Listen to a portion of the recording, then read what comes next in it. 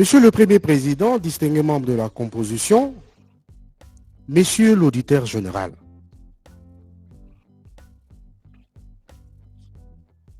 mon intervention, je vais l'introduire par la présentation d'une pensée de Martin Luther King,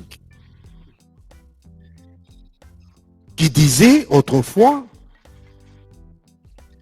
que la tragédie ultime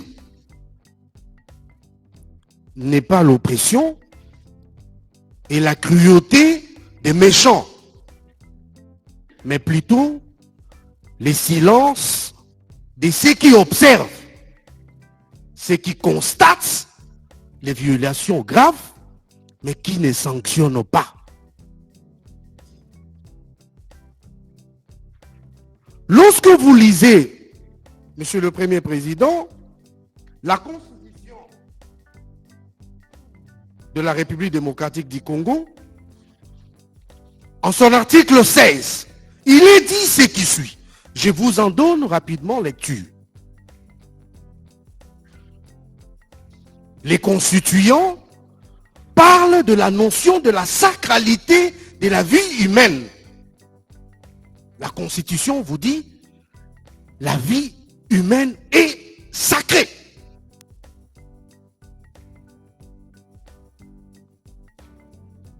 La République démocratique du Congo, cet État qui a l'obligation de la protéger et de la respecter, aujourd'hui fait face à la perpétration des actes inhumains posés de manière délibérée et intentionnelle par celui qui autrefois peu de peur que vous fassiez péter les haut-parleurs. Merci beaucoup, Monsieur le Premier Président.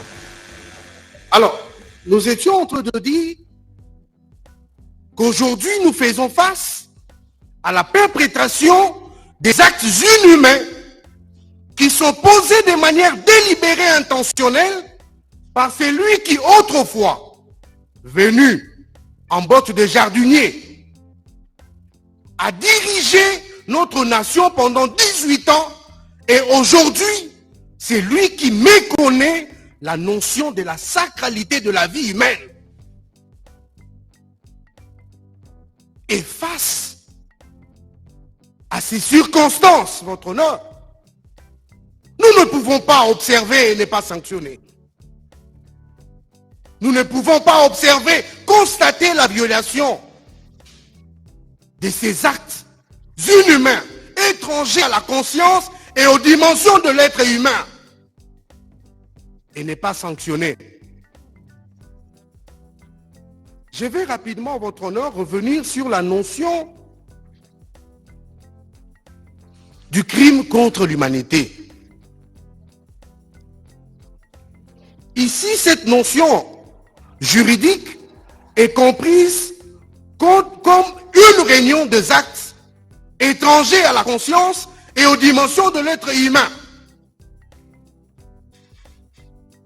perpétrés dans le cadre d'une attaque généralisée ou systématique contre une population civile. Une attaque généralisée, systématique contre une population civile. Ici, votre honneur, il faut noter que de ces éléments clés de la notion définitionnelle du crime contre l'humanité, vous avez l'attaque généralisée ou systématique. Vous avez les actes, la perpétration de ces actes inhumains. Vous avez la connaissance de l'acte. Donc celui qui est en train de poser cet acte inhumain en a la conscience et en a la connaissance. Mais en dépit de ces éléments, cette personne méconnaît la notion de la sacralité de la vie humaine. Au-delà, votre honneur, de ces éléments, il y a la motivation. Qu'est-ce qui serait à la base? Qu'est-ce qui serait ou motiverait la personne qui est en train de poser des actes inhumains?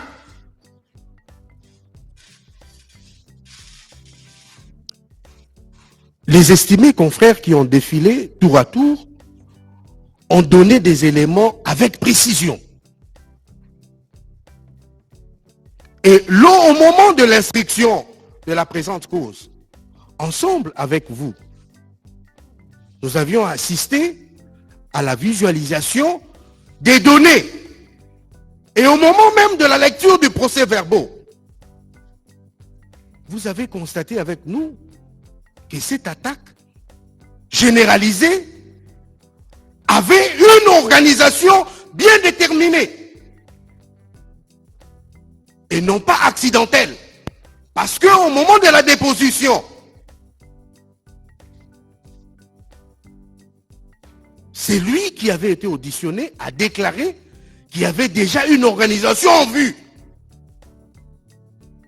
et une motivation qui avait pour objectif de désorganiser la République démocratique du Congo. Et aujourd'hui, votre honneur,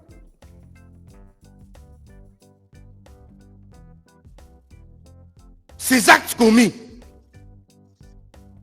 en connaissance des causes incluent le meurtre, la déportation, la torture, la persécution, la violation sexuelle, l'homicide intentionnel, et lorsque vous lisez même dans la décision de renvoi, votre honneur, des bébés, des innocents, ont été tués sans remords. Ceux qui pouvaient avoir un avenir radieux, qui pouvaient des années plus tard diriger notre pays et occuper des fonctions hautement délicates, sont tués innocemment par les délinquants, les prévenus dans la présente cause. La question qu'il faut à ces stades se poser face à ces actes inhumains, devons-nous rester silencieux? Nous disons non, votre honneur. Les rôles de la sanction pénale est complexe et répond ou obéit à certaines exigences ou notions, d'entre lesquelles vous y trouverez la rétribution, la dissuasion,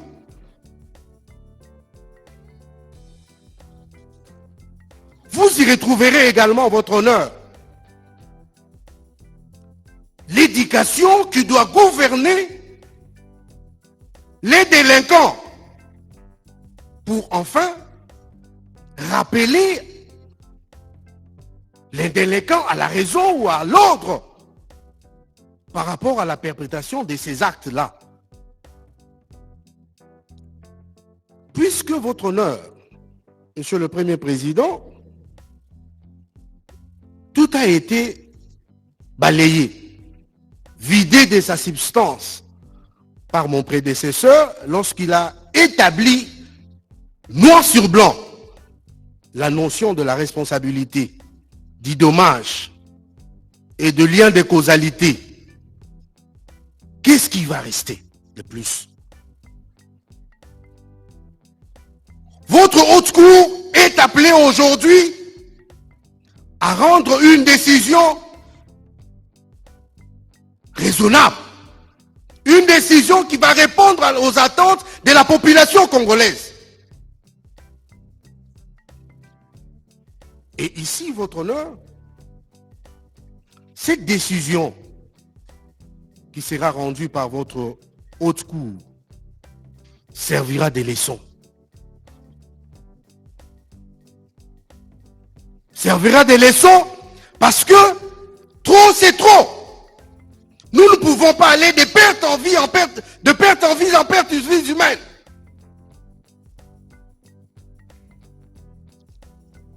Une partie de notre territoire est occupée à ces jours injustement par des personnes qui aujourd'hui, votre honneur, se donnent le plaisir de s'aimer la terreur.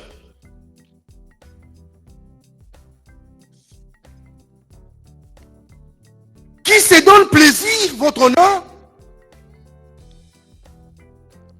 de soumettre toute une population à un traitement inhumain, dégradant,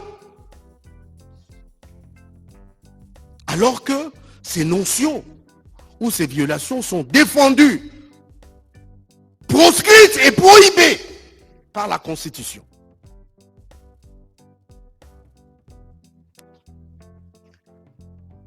Votre honneur, en ce qui nous concerne, vous allez recevoir les interventions de nos prédécesseurs par rapport à l'analyse et l'examen de prévention retenu par le ministère public. Vous les direz établis en fait comme en droit et statuant par rapport à la réparation, vous allez suivre de manière textuelle les développements faits par mon prédécesseur, Maître Kabengela, les faisant, votre honneur, vous aurez rendu œuvre utile. Vous aurez redoré l'image de notre justice et arrêter cette hémorragie qui n'a que trop duré.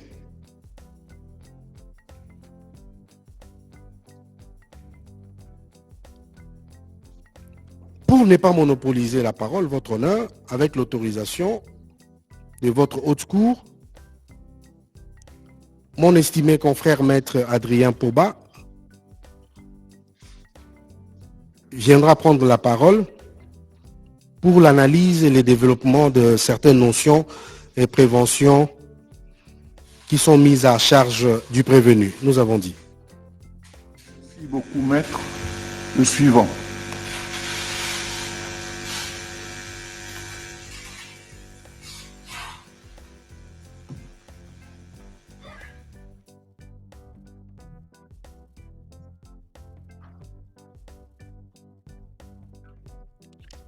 Merci de la parole que vous m'accordez. Monsieur le Premier Président, distingués membres de la Haute Cour, Monsieur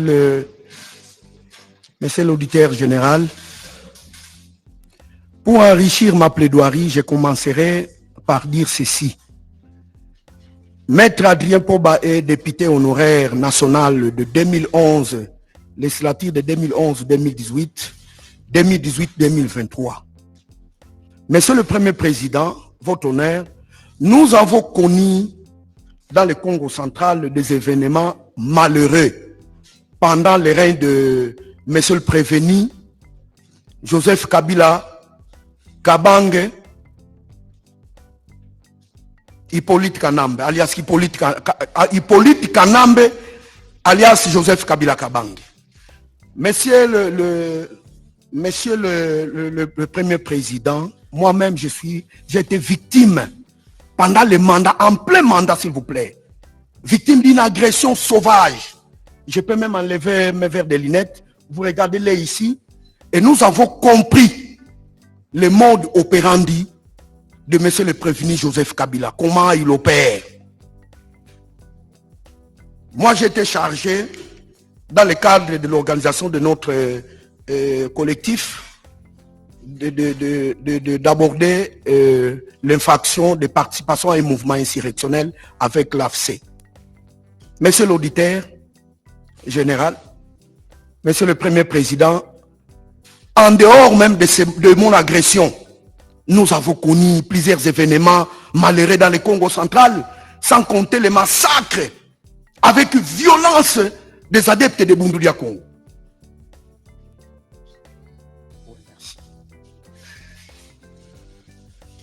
Voilà pourquoi, concernant l'infraction à la participation des mouvements insurrectionnels de monsieur le prévenu, le sénateur à vie Joseph Kabila Kabange, nous allons vous présenter l'élément intentionnel et l'élément matériel, étant donné que l'élément légal de cette infraction a été donné par monsieur l'auditeur général près votre cours militaire aux articles 136 à 139 de la loi numéro 04/2002 du 18 novembre 2002 portant code pénal militaire tel que modifié à ce jour.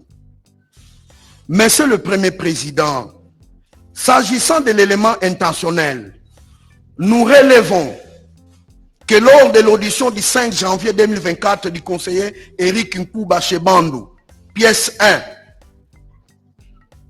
il ressort de la question 4 de l'officier de police judiciaire de la compétence de savoir qui est le créateur de l'AFC ou qui sont les membres créateurs de l'AFC.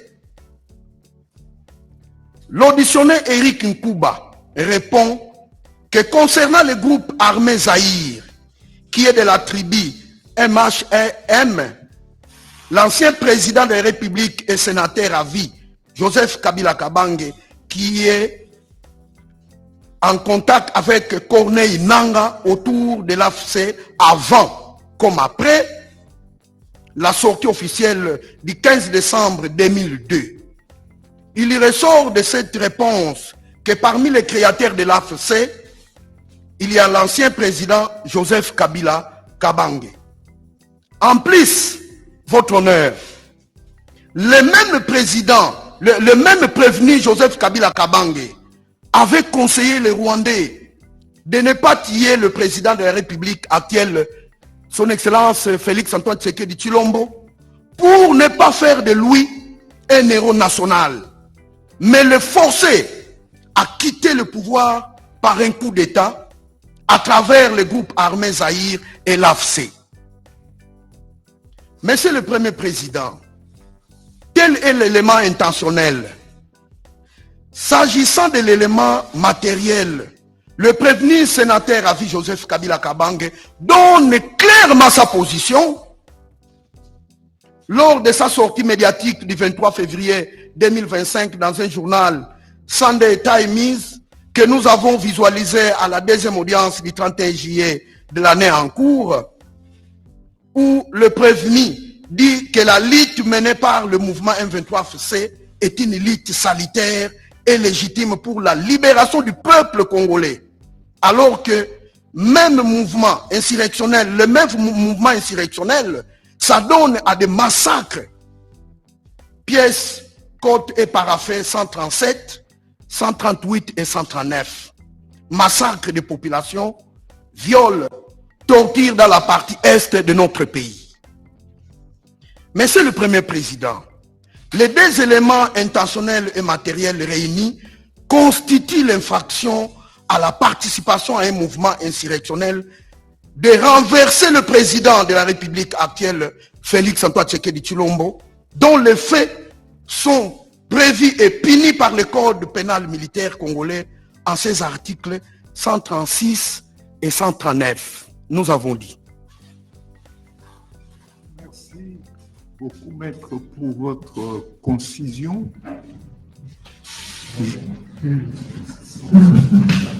Une autre. Oui, madame. Est-ce qu'on peut faire descendre le micro un tout petit peu?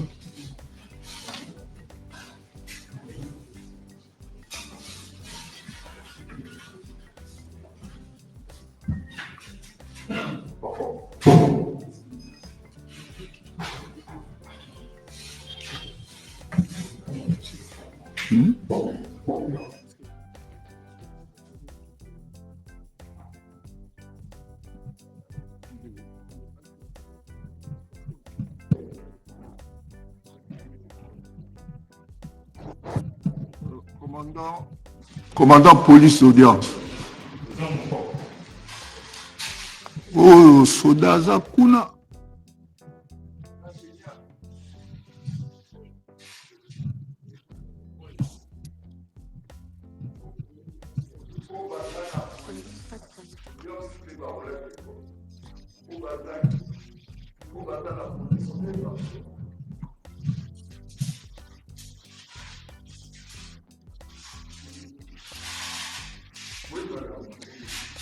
Monsieur le Premier Président de la Haute Cour militaire, distingués membres de la composition,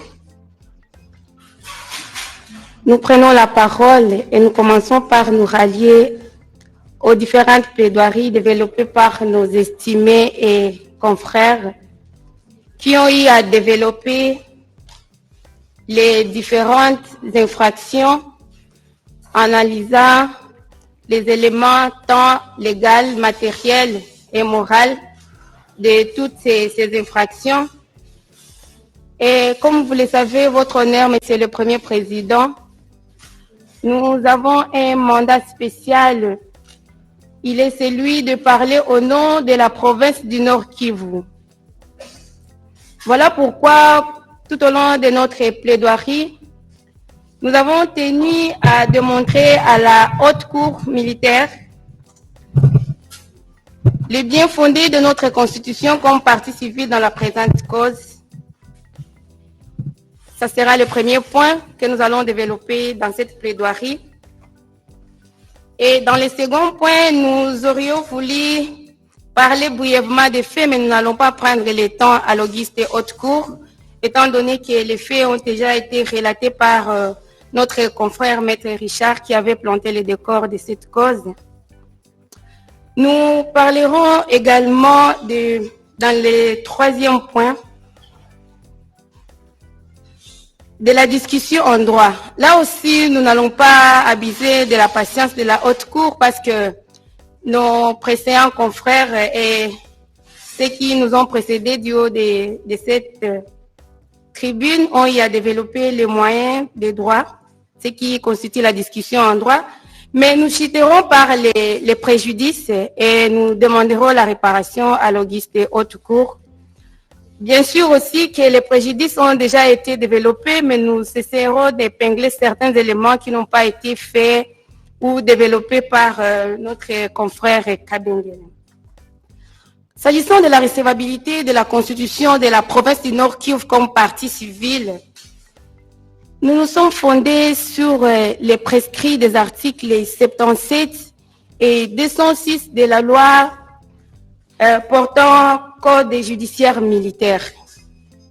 Nous vous en épargnerons la lecture parce que nous savons que la Haute Cour est suffisamment aguerrie, mais les condensés de ces deux articles donnent la possibilité à toute personne, physique ou morale, lorsqu'une juridiction militaire est saisie du chef de certaines infractions commises par un prévenu et que si ces parties ont été lésées du fait de la commission de ces infractions, de pouvoir se constituer partie civile, soit à l'audience, soit au greffe.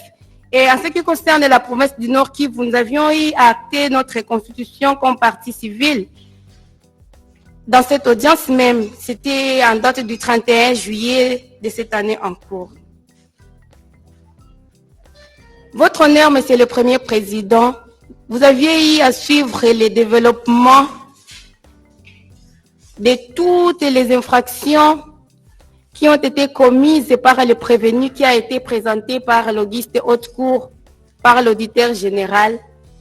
Et la province du Nord Kivu a été le théâtre sur lequel, les champs sur lesquels toutes ces infractions ont été commises, au moins dans la plus grande partie. Le mouvement insurrectionnel auquel a participé le prévenu Joseph Kabila Kabange, actuellement s'est érigé en chef et continue à gérer même une partie de la province du Nord Kivu, et c'est jusqu'à l'heure où nous sommes en train de prendre parole dans cette salle. Toutes ces infractions, comme elles ont été développées trouvent leur fondement dans la loi, tant dans le code pénal congolais ordinaire, livre 2, tant dans le code pénal militaire, tant dans la charte portant statut de la Cour pénale internationale. Et comme le disaient encore mes prédécesseurs, l'auditeur général est mieux placé pour solliciter ou requérir la condamnation du prévenu qui a été présenté devant vous à la peine exemplaire, à la peine persuasive et dissuasive à l'égard d'autres personnes qui pourraient dans l'avenir être tentées de s'aligner derrière l'exemple malheureux que nous a montré celui qu'on a considéré comme étant le sénateur à vie dans notre pays, la République démocratique du Congo. Telle sera la discussion en droit à laquelle la partie civile province du Nord Kivu se rallie également. S'agissant du préjudice, votre honneur, Monsieur le Premier Président, nous avons été très attentifs lorsqu'il était en train de plaider Maître Kabengela. Il a essayé de démontrer à l'auguste haute cour autant de préjudices qu'ont causé la commission de ces infractions, tant dans les provinces du Nord, Sud et de l'Itour, et en général dans notre pays, la République démocratique du Congo. Mais en ce qui concerne la province du Nord Kivu, votre honneur, les préjudices sont légion. Nous ne savons même pas les énumérer un après l'autre. Ces préjudices sont tant d'ordre patrimoniaux et extra-patrimoniaux. Ces préjudices, votre honneur, sont de plusieurs ordres. Ils sont d'ordre matériel, physique, moral, psychologique, économique, financier, affectif, social, environnemental et humanitaire. Nous n'aurons pas peut-être le temps de pouvoir expliquer chacun des préjudices selon les différents ordres tels que nous venons de les énumérer là-bas. Puisque, d'une part, les confrères en avaient déjà évoqué certains, surtout les préjudices d'ordre matériel. Mais nous voulons tout de même insister sur le préjudice d'ordre moral.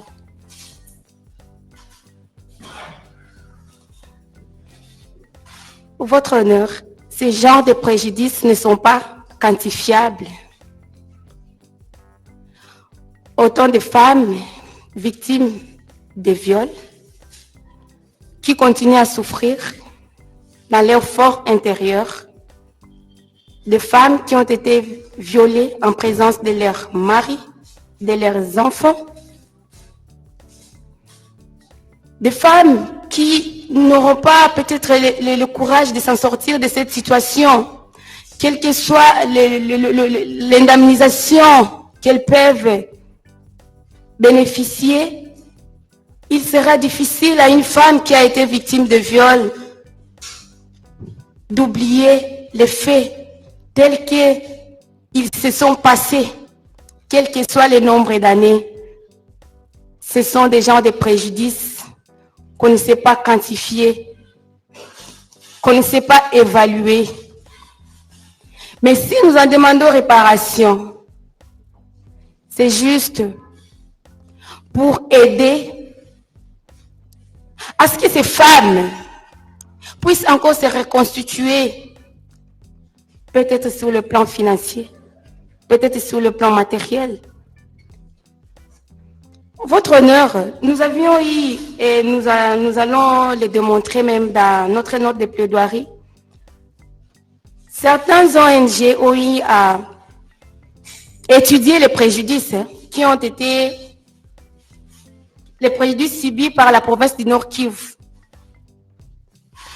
Nous avons vu dans leurs conclusions, ils se sont dit qu'on ne sait pas à quelle hauteur on peut analyser ce préjudice, à quelle hauteur on peut analyser sa réparation. Et ils disent que c'est en termes de milliards de dollars. Mais alors, malgré cela, ils sont tous d'accord qu'il faut qu'on puisse reconstituer le tissu social de la province du Nord Kivu. Je ne sais pas quel est le montant qu'on peut postuler pour reconstituer le tissu social. Par tissu social, votre honneur, vous allez comprendre qu'actuellement, la province du Nord Kivu, on ne sait même pas comment on peut dire comment elle fonctionne actuellement.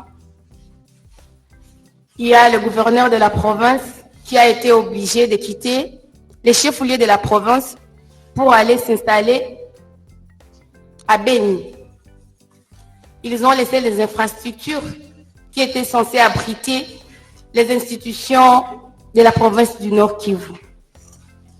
On a obligé à tous les fonctionnaires qui se reconnaissent comme étant des fonctionnaires de l'État de quitter la ville de Goma et rejoindre les institutions qui ont été installées à Beni.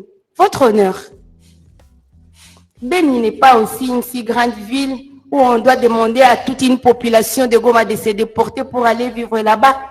Voilà pourquoi beaucoup de fonctionnaires aujourd'hui sont dans ce qu'on appelle le chômage technique, parce qu'on leur a donné un délai pour quitter la ville de Goma et aller au Grand Nord, à Beni.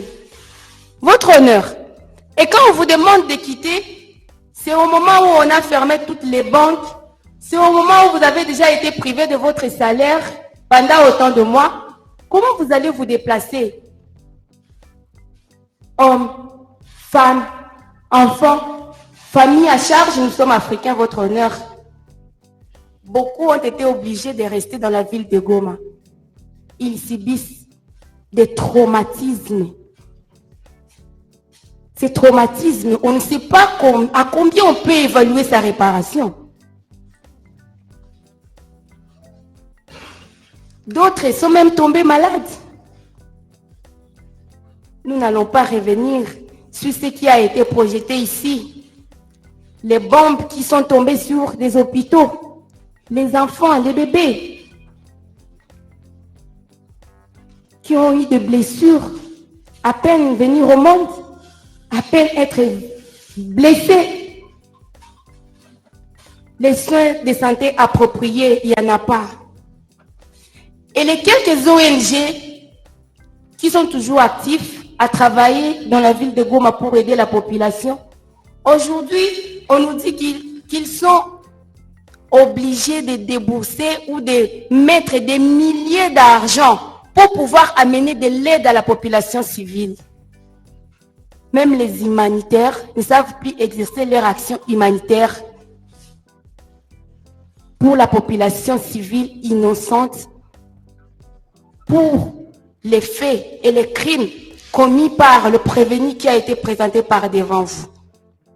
Eh bien, votre honneur, les liens de causalité, ça a déjà été bien développé par mon estimé confrère qui a parlé du préjudice. Cela est fondé sur base de l'article 258 du Code civil congolais, livre 3, qui d'une manière assez comprise, tout le monde sait que tout fait quelconque commis par quelqu'un qui a causé un préjudice à autrui nécessite ou demande réparation. Ainsi, votre honneur, pour ne pas abuser de votre temps, parce que nous serons encore plus longs dans la note de plaidoirie,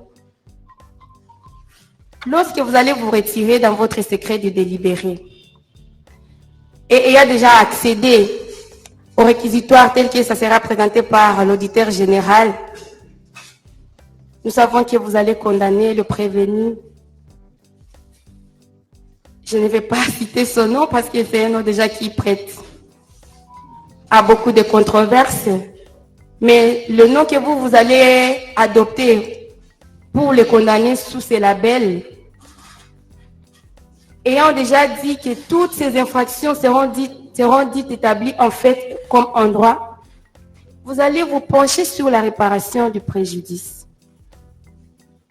Je sais que l'un de mes confrères passera pour postuler au nom de la République, mais en ce qui concerne la province du Nord Kivu, nous sommes contrariés parce que nous venons de le dire, on ne sait pas estimer à quelle hauteur on peut réparer ce genre de préjudice. Mais nous nous soumettrons aussi à la sagesse de la Haute Cour parce que parmi les infractions qui ont été commises, il y a certaines pour lesquelles la loi vous oblige, même si on n'a pas postulé, d'allouer des dommages et intérêts d'office. Et ça, c'est l'article 108 du Code pénal, du Code d'organisation judiciaire, du Code judiciaire militaire qui les prévoit.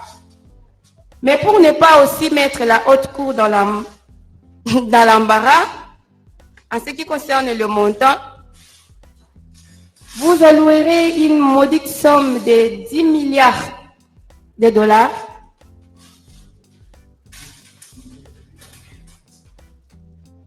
à la province du Nord Kivu.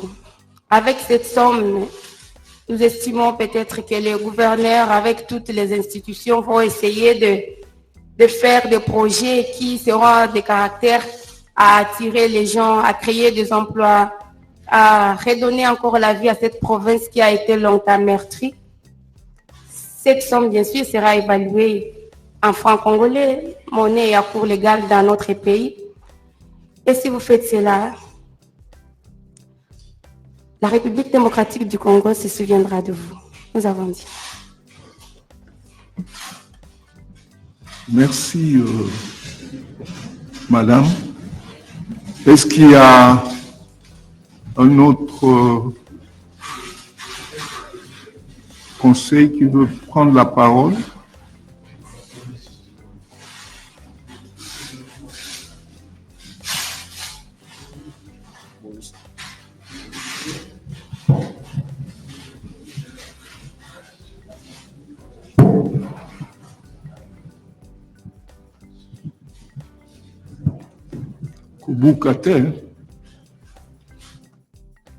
Monsieur le Premier Président,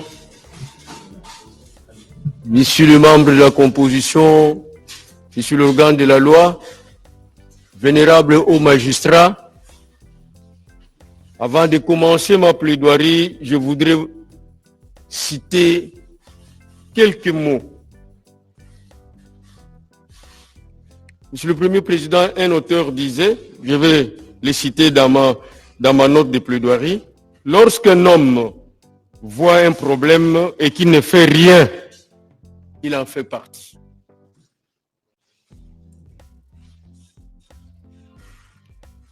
Maître Bondo venait de vous dire tout à l'heure, si nous avons le droit d'être libres, nous avons le devoir d'empêcher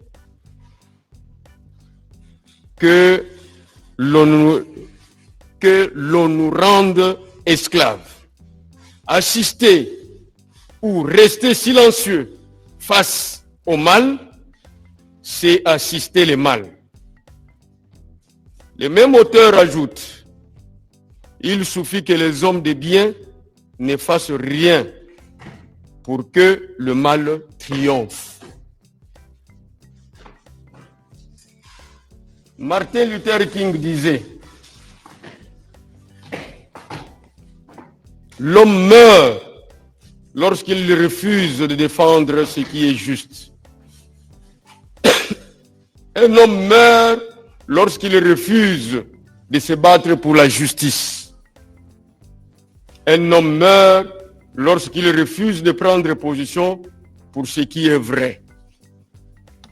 Monsieur le Président, Monsieur le Premier Président, Monsieur membre de la composition, ce procès, cette instance, concerne où nous sommes en train de plaider contre le prévenu Joseph Kabila alias Sina Rambo, que vous allez condamner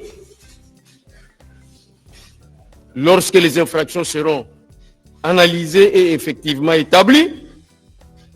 D'abord, vous allez les condamner pourquoi? Le ministère public était très clément en l'appelant complice ou co-auteur.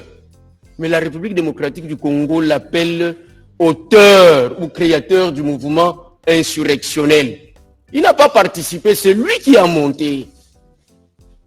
Il n'a pas participé, c'est lui qui a monté parce qu'il a quitté le pouvoir avec la philosophie selon laquelle comment perdre le pouvoir et le récupérer par après. Comment perdre le pouvoir et le récupérer par après. Parce que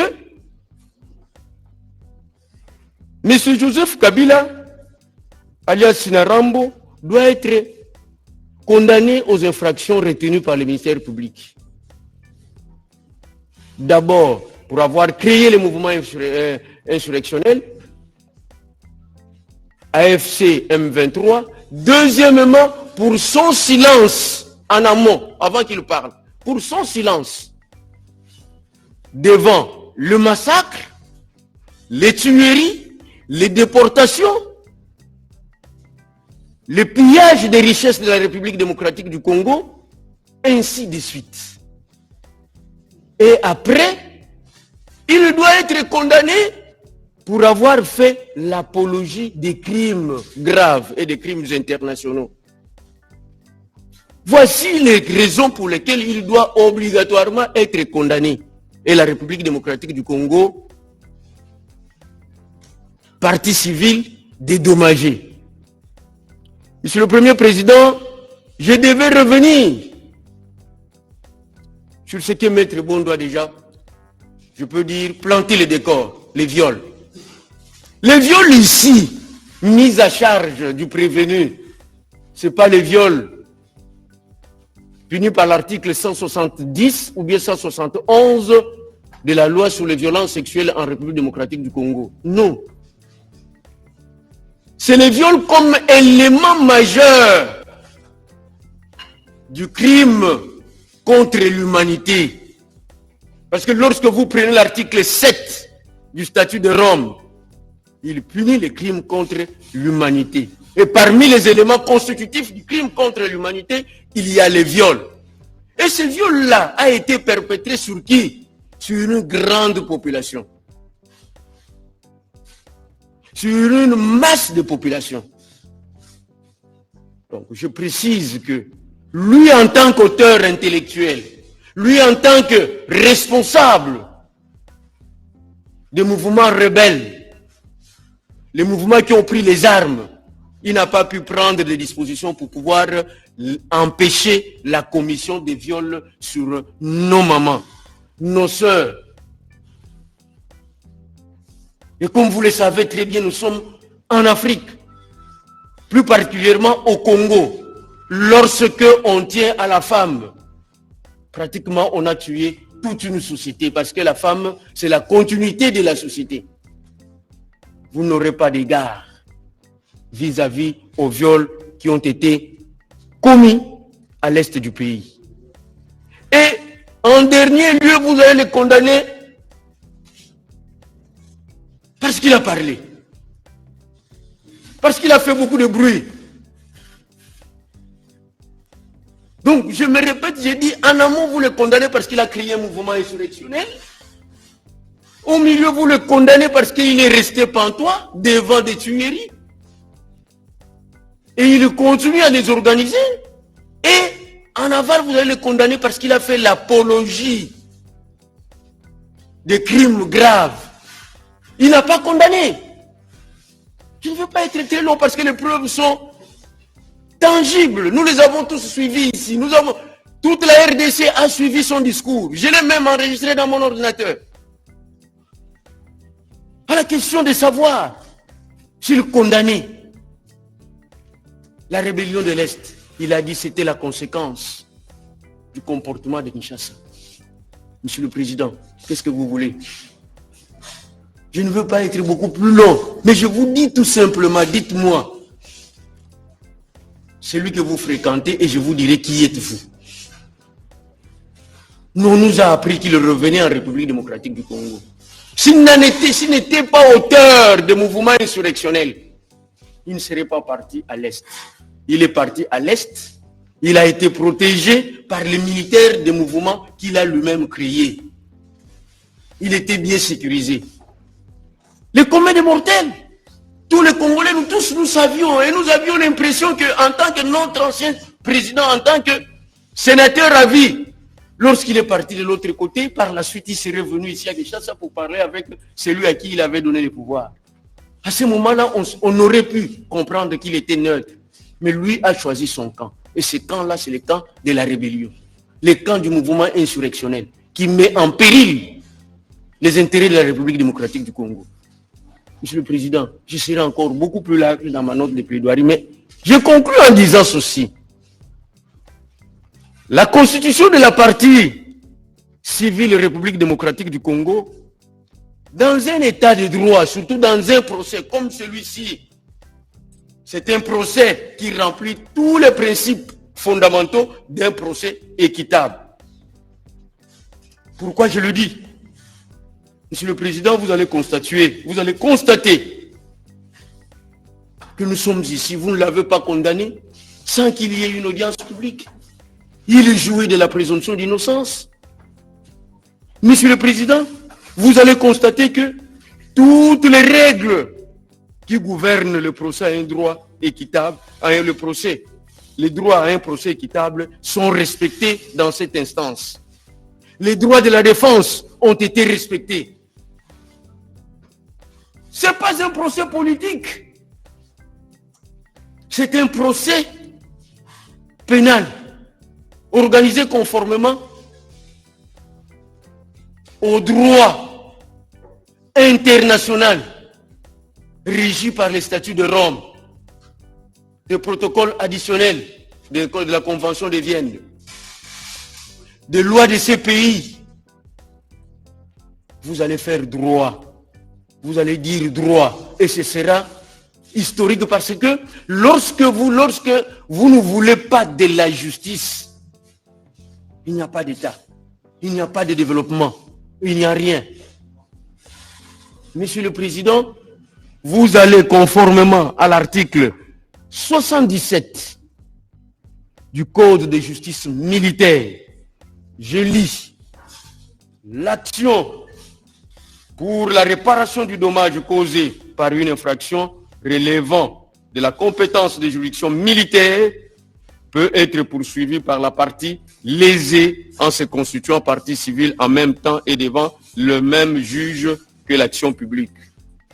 La République démocratique du Congo, qui a l'obligation de protéger les intérêts et sa population conformément à l'article 50 de la Constitution, qu'elle lui-même avait publié,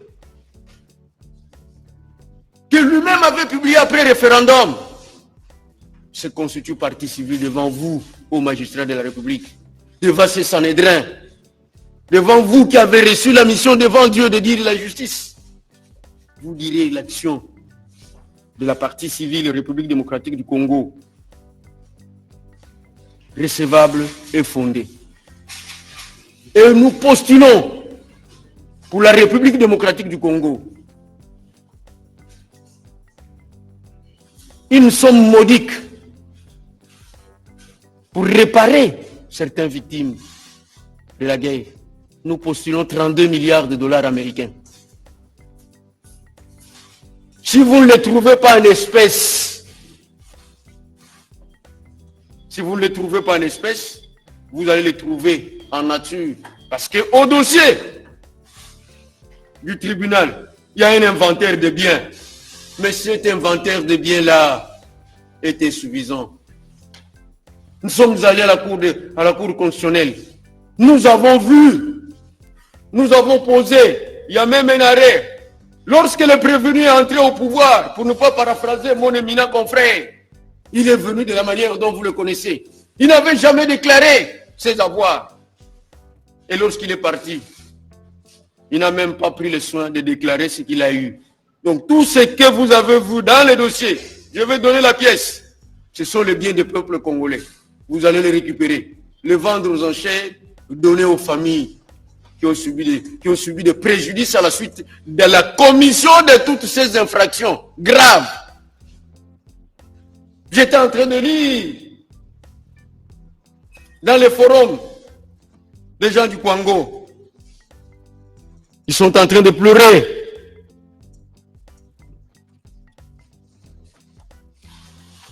Monsieur le Premier Président, monsieur membre de la... Notre président du collectif voulait que nous puissions terminer aujourd'hui. Mais si nous devions continuer, mais vous auriez vu toute une litanie, tout un chapelet de Congolais qui allaient se constituer partie civile dans cette affaire. Tout à l'heure, comme le procès est en direct, j'ai rencontré un Congolais qui m'a donné un papier. Malheureusement, il n'avait pas le temps de se constituer partie civile. Mais je vais vous le lire pour comprendre qu'il y a des Congolais aujourd'hui qui sont partout dans toutes les provinces qui veulent se constituer partie civile parce qu'ils ont intérêt dans ce procès. Le monsieur s'appelle Amani Chabani. Son numéro matricule, c'est 18 9 68 78 944. Téléphone 243 83 19 92 559. Lettre du 6 juin 2025. À monsieur l'auditeur général de la République. Comprenez que c'est un profane. Plainte à charge du président honoraire, chef de l'État de la RDC, Joseph Kabila. Un Congolais de la rue qui a vu le procès, il est venu. Malheureusement, démuni, il n'avait pas de moyens pour se constituer partie civile. Mais j'ai pris quand même soin. Je vous le lis.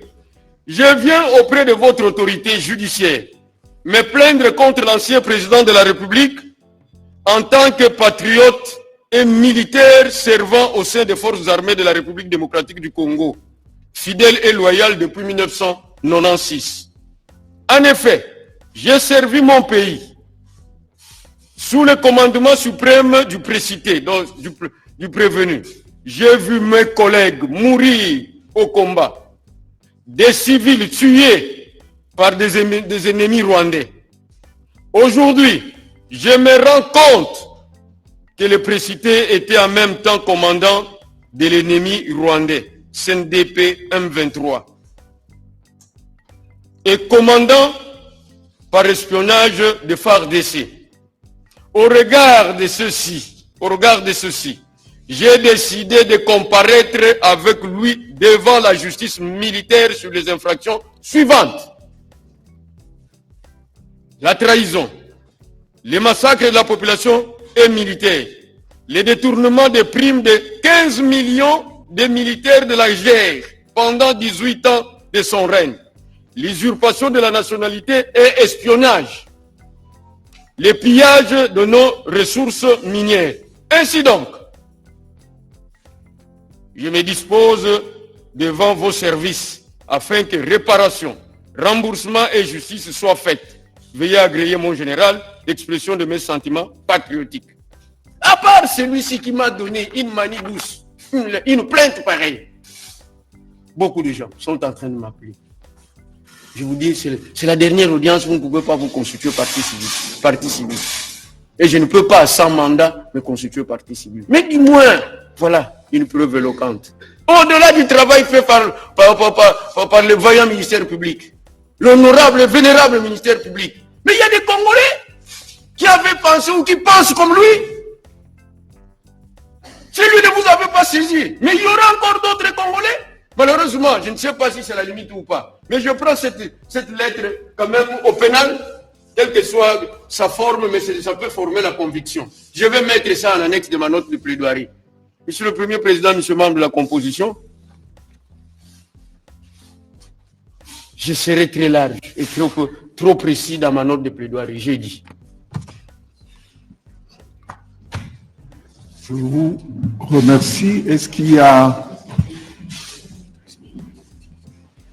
Vous allez disposer, me semble-t-il. Non, monsieur le Premier Premier Président, Messieurs de la Cour, nous allons conclure bientôt. C'est que dans la répartition des charges, c'est mon excellent confrère Maître Kabengela qui va vous donner, vous déclamer notre dispositif. Mais avant qu'il ne le fasse, vous savez, Monsieur le Premier Président, nous qui avons appris le droit romain, dans Digeste romain, le droit est défini comme en ces termes, en latin. Ius est ars et boni. Le droit est l'art du bien et du juste. Mais parce qu'il vous faut une cerise sur le gâteau, après les brillantes plaidoiries de mes excellents confrères, qu'est-ce que je puis vous apporter comme cerise sur le gâteau avant que Maître Kabengela ne dispose?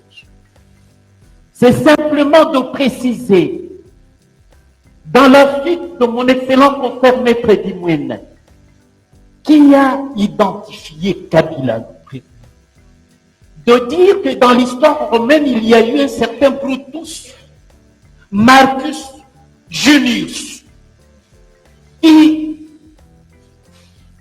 en 42 avant Jésus-Christ,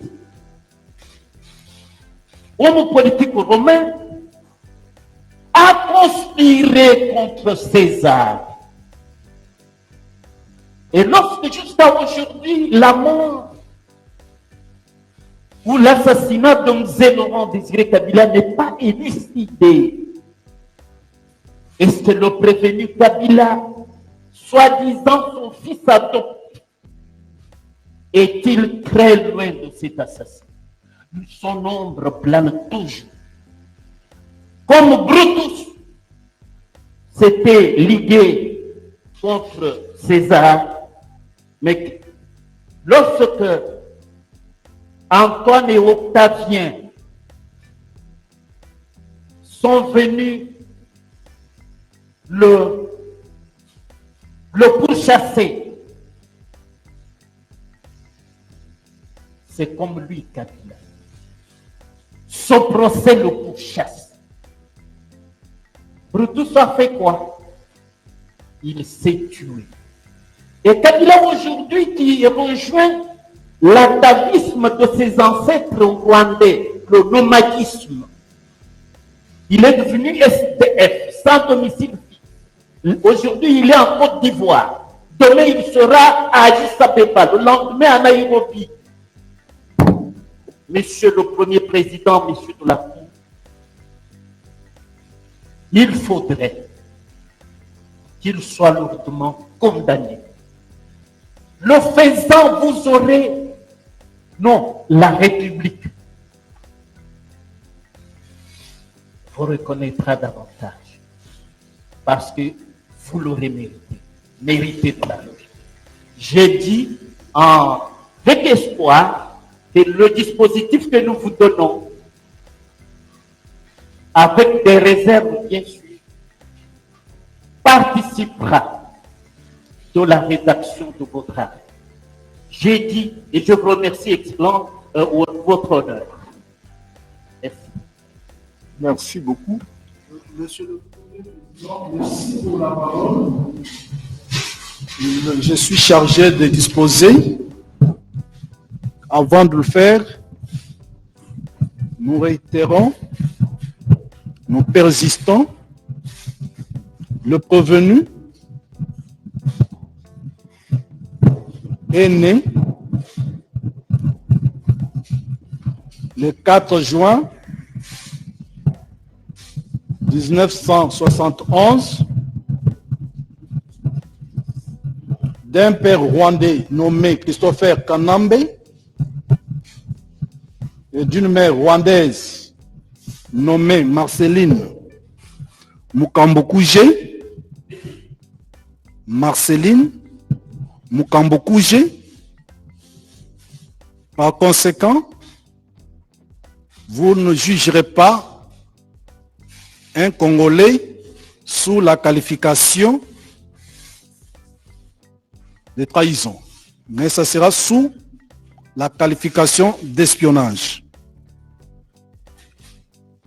Autre élément dont j'ai la charge d'ajouter, c'est que la criminogénétique dans le chef du prévenu,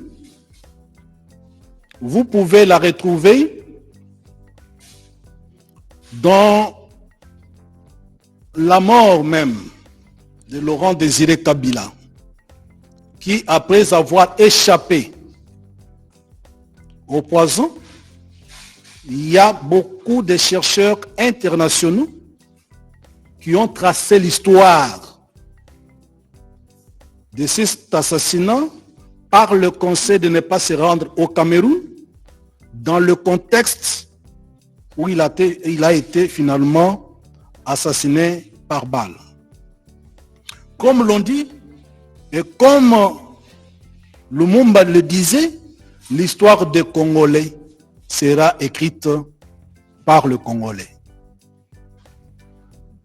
Au-delà de tout cela, voici le dispositif de notre note de plaidoirie. À ces causes, plaise à la haute cour militaire de dire recevable et fonder la constitution des partis civils par la République démocratique du Congo, les provinces d'Ituri, Sud Kivu et Nord Kivu, statuant sur les demandes de réqualification de faits, de trahison en espionnage, la dire recevable et fondée. En conséquence, dire que le fait qualifié de trahison par le ministère public sont en réalité constitutifs d'espionnage. Statuant sur la demande de dommages et intérêts pour réparation des préjudices matériels et financiers, condamner le prévenu à payer à la République démocratique du Congo l'équivalent en francs congolais de l'ordre de 24 milliards 719 millions 307 261 dollars. C'est réservé sur d'autres types de préjudices non évalués de manière exhaustive à ce jour. En vue de priver le prévenu et les organisations criminelles qu'il dirige de leurs ressources financières, d'affaiblir leur capacité d'opérer et de se développer, de restreindre leur facilité à commettre d'autres crimes et d'autres infractions, ou de financer de nouvelles activités criminelles, ainsi que de prévenir la récidive. La haute cour militaire ordonnera la confiscation de tous les comptes en banque, des actions en société et groupements d'intérêt économique, ainsi que le bien meuble et immeuble à identifier par le ministère public avec le concours de l'administration. Frais d'instance à charge du prévenu et vous aurez rendu service à la République démocratique du Congo et à ses habitants. Nous avons dit et nous vous remercions.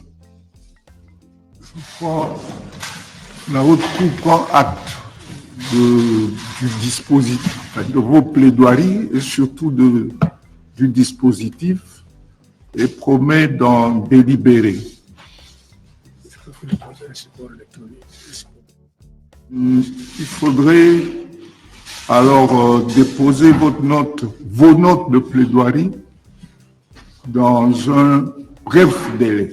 Quand je dis bref délai, cela signifie que nous voulons qu'à partir de lundi, vous puissiez déposer vos notes de plaidoirie. Mardi. Oui.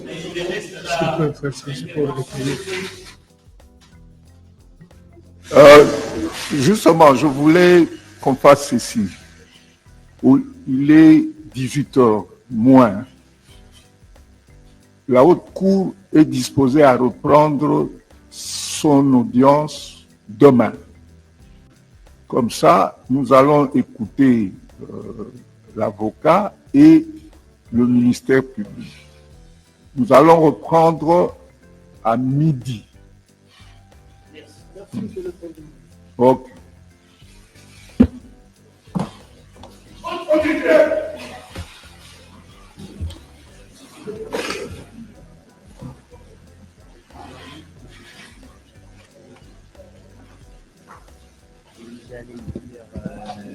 Les conseils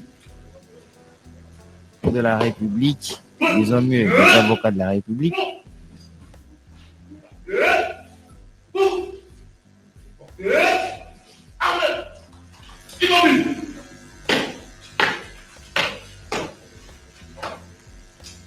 C'est le premier président de la haute cour militaire. En général, l'audience de ce jour est suspendue. Elle reprendra demain à partir de midi, armes aux pieds et peaux. À vos général.